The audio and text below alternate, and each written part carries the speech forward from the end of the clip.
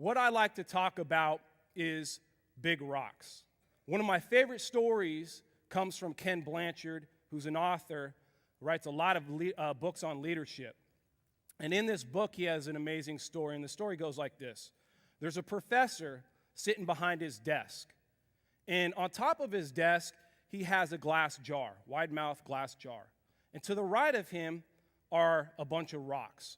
And he takes those rocks and he puts them carefully into the glass jar, and he fills it all the way to the top. And he asks his students, is it filled completely to the top? And they say, yeah, of course it is. And he reaches down underneath the desk and he grabs some gravel. And he takes that bucket of gravel and he pours it in, and it fills up all the space all the way to the top. And he asks his students again, is it filled completely to the top?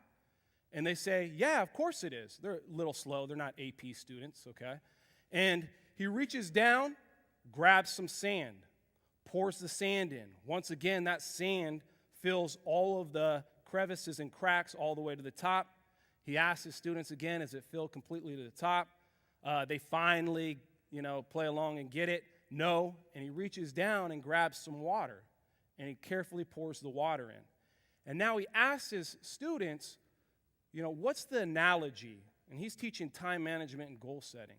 And one student, brave student, raises his hand and says, no matter how much you have to do in a day, you can always cram in more. And he's like, no, that's not it. He says, if you pour the water first, if you pour the sand or the gravel, you cannot fit your big rocks. You have to be able to put those big rocks first.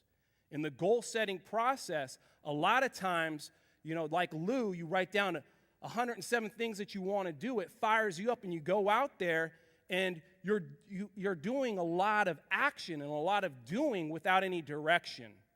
So the big rocks, we call those performance goals. Those define what you want to be able to achieve. And if you pour your energy and your focus into those things, those are going to catapult you to your final destination.